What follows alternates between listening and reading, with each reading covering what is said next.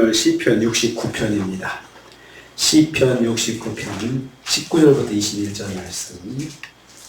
시편 69편 같이 읽겠습니다. 주께서 나의 비방과 수치와 능욕을 아시나이다. 나의 대적자들이 다 주님 앞에 있나이다. 비방이 나의 마음을 상하게 하여 근심이 충만하니 불쌍히 여길 자를 바라나 없고 긍휼히 여길 자를 바라나 찾지 못하였나이다. 그들이 쓸개를 하여 음식물로 주며 목마를 때에는 초를 마시게 하였사오니. 아멘. 오늘 말씀은 시편 22편에 이어서 메시아의 순환장, 다윗이 고난을 통해서 메시아의 순환을 예고하는 말씀 또 이어서 묵상하겠습니다. 시편 22편에 이어서 69편은 신약 성경에서 많이 인용하는 시편의 말씀인데요. 특히 예수님의 고난과 관계해서 인용하는 말씀입니다. 특별히 21절 말씀은 우리가 잘 십자가 묵상할 때 항상 보는 말씀이 쓸개를 나의 음식으로 주며 목마를 때 초를 마시게 했다. 예수님이 십자가상에서 쓸개를 담은 그 모든 것을 예수님 입에다 대는 그런 장면이 나오는데요. 그게 마가복음, 누가복음, 요한복음에 나오는데 그 장면이 바로 이 말씀을 인용해가지고 나온 말씀이고, 그리고 이 말씀이 예수님을 통해서 성취가 된 것입니다. 먼저 경건한 고난자의 고난, 경건한 자가 고난을 받고 있음을 말씀하고 있습니다. 다윗은 경건한 사람입니다. 대적자들로부터 비방과 수치와 능욕을 당하고 있습니다. 19절 말씀입니다. 이 세 단어는 다 말로 당하는 고통입니다. 말로 당하는 고통입니다. 그래서 이 비방과 수치와 능욕은 말을 통해서 사람을 위축시키는 것입니다. 그러니까 욕을 애매하게 나는 잘못한 것 없는데 누가 그냥 막 만들어가지고 나를 욕하고 아니면 사실 그 무시할 수도 있지만 무시가 안 되는 거죠. 그게 마음을 멈추게 만든다는 거예요. 이 세 단어는 다 마음을 멈추게 하는 그런 단어인데, 그래서 마음이 멈추면 몸이 멈추고 몸이 멈추니까 병이 나는 것입니다. 몸이 제 기능을 발휘하지 못하는 거죠.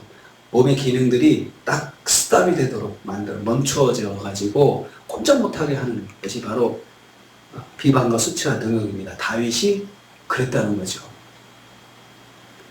그런데 이것들이 그들이 주님 앞에서 이런 일을 행한다라고 했습니다. 다 주님 앞에 있다. 그러니까 하나님께서 다 보시는 거죠. 하나님께서 보시는데 이 사람들은 활개를 치고 다니는 거예요. 다윗은 자신이 당하는 고난을 하나님께서 아시고 있음을 고백하고 있습니다. 하나님 다 아시고 있으시는데 이걸 막아주시지 않고 그냥 가만히 놔두신다는 거예요. 아시지만 경건한 자의 고난에 멈추지 않는 것은 왜일까요? 왜 그럴까요? 하나님의 뜻과 섭리 가운데 있기 때문에 그렇습니다. 하나님의 계획 가운데. 하지만 너무나 고통스러움을 다윗은 구하면서 호소하면서 자비를 구하고 있습니다. 십자가의 길은 하나님께서 아시는 고난의 길입니다. 다 아십니다. 그래서 다 보십니다. 그리고 오히려 내가 당하는 고난이 그냥 그 대적자들에게는 더 좋은 기회가 되고, 그리고 더 대적자들은 활개를 치면서 내 앞에서 나를 힘들게 하는 것, 이것이 십자가의 길입니다. 20절 말씀 보면 다윗은 마음의 근심에 둘러싸여 있다 했습니다. 근심이 충만하였다. 마음이 상해서 근심이 충만하니. 여기서 근심이 충만하다는 말은 슬픔이 가득하다, 아프다, 병들다 이런 뜻입니다. 세 개를 다 합쳐보면 그렇습니다. 그 말로 인해서 그냥 눈물밖에 나오지 않고, 그런데 그냥 단순히 눈물만 나오는 것이 아니고 마음이 아파요. 아파서 어느 정도 아프냐? 병들 정도로 아픈 거죠. 사람이 때리지 않아도 말 한마디로도 병들고 아플 수가 있다는 거죠. 근데 그 과정이 앞에 나오는데 몸이 멈춰버리니까 병드는 거예요. 밥을 먹으면 소화 기능이 작동을 막 해야 되는데 이게 멈춰요. 그러니까 소화도 안 되죠. 또 잠을 자려고 하면은 잠도 그냥 신체 기능이 이렇게 돼서 잠을 잘 수 있도록 탁 누우면은 돼야 되는데 그것도 안 돼. 멈춰버리니까 안 되는 거예요. 그러니 결국 어떻게 되겠어요? 아프죠. 근심이 충만하다. 아프다. 병들다. 슬픔이 가득하다. 우울한 거죠. 하나님 앞에 살아가는 다윗이 일방적으로 모욕을 당할 때 마음이 병들 정도로 고통스러웠음을 말하고 있습니다. 그래도 이런 다윗을 알아주는 사람이 한 사람도 없다 했습니다. 불쌍히 여길 자를 찾으나 없고, 나를 좀 보면서 나를 이해해 주는 사람이 있을까 했는데 없고, 긍휼히 여길 자를 바라보나 찾지 못했다. 좀 시선을 해서 좀 나를 조금 이해해 주는 눈길로 나를 바라보는 사람도 있었으면 얼마나 좋았을까. 반대로 그럴 때 누군가가 나를 정말 따뜻한 눈길로 바라보면서 이해해 주는 사람이 있다면 정말 그것이 구원자지 않겠습니까? 이것이 십자가의 길입니다. 오직 하나님만 알아주시는 길. 하나님만 알아주신다는 것이 그것입니다. 아무도 나를 이해해 주지 못하고 하나님만 아시는 거죠.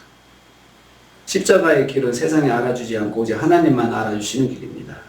21절 말씀에 예수께서 십자가에서 당하시는 고난을 바라보았습니다. 대적자들이 다윗에게 쓸개를 음식으로 주었고 목마를 때 물 대신 초를 마시게 했다고 했습니다. 환경의 고난입니다. 마가복음, 누가복음, 요한복음에는 십자가에 주님께서 그대로 그 장면을 묘사하시고 당하고 계십니다. 다윗은 자신의 고난 중에 십자가의 주님을 보는 영의 눈이 열린 것입니다. 여러분, 감정을 가만히 들어보면 그냥 편하게 살았던 사람이 그 간증하는 사람 한 사람도 없잖아요. 말할 수 없는 고난 가운데, 환난 가운데, 고통 가운데 영의 눈이 열려서 주님을 만나고 주님을 보고 주님이 인도하심을 경험하고 주님이 살아계신 것을 체험한 사람들이 다 고난의 길에서 이러한 것들을 봤습니다.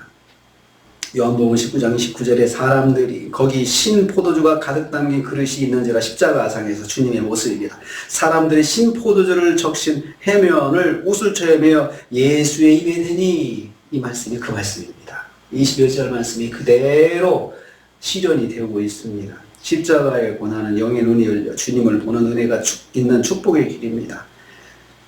주님의 뜻에 순종하는 성도만이 누리는 축복이 바로 영의 눈이 열려가지고 주님을 만나고 주님의 은혜를 경험하는 것이죠.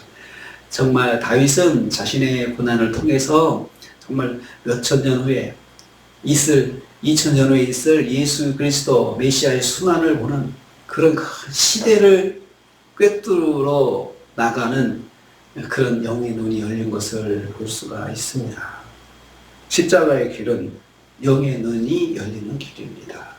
그래서 특별한 고난이 있는 분들에게는 특별히 말씀 속에 살면서 말씀에 순종하면서 특별한 고난 가운데 겪은 사람들은 영의 눈이 특별하게 열리는 은혜가 있고 복이 있습니다. 다윗은 자신의 고난을 통해서, 애매한 고난을 통해서 계속해서 십자가의 주님을 바라보고 있습니다. 사실 고난 가운데 우리의 힘은 주님을 보는 거죠. 주님이 나와 함께 하시고 주님께서 나를 붙잡아 주신다는, 그리고 나를 아신다는 그거 하나가 소망이지요.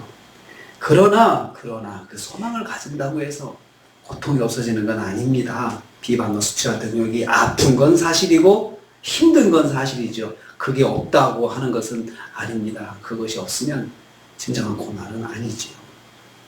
중요한 것은 그래도 그 속에서 하나님의 뜻을 놓지 않고 사는 다윗처럼 우리도 하나님의 뜻을 놓지 않고 어떤 상황 속에서도 하나님을 바라보고 하나님의 뜻과 경륜과 섭리를 기대하면서 주님이 다 아신다. 주께서 나의 비방과 수치와 능력을 아시나이다. 그거 하나가 소망이지 않겠습니까?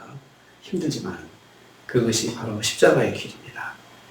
그 십자가의 길이 혹시 우리에게 열린다면 우리도 주님을 바라보고, 사람들 바라봐도 나를 불쌍히 여길 자를 바라지만 없고 긍휼히 여길 자를 바라나 찾지 못했다. 없습니다. 사람들을 바라보면서 위로받으려고 하지 말고 오직 주님을 붙잡으면서 소망을 가지고 또 승리하시는 저와 여러분 되시기를 주님의 이름으로 축복합니다. 주님 감사합니다.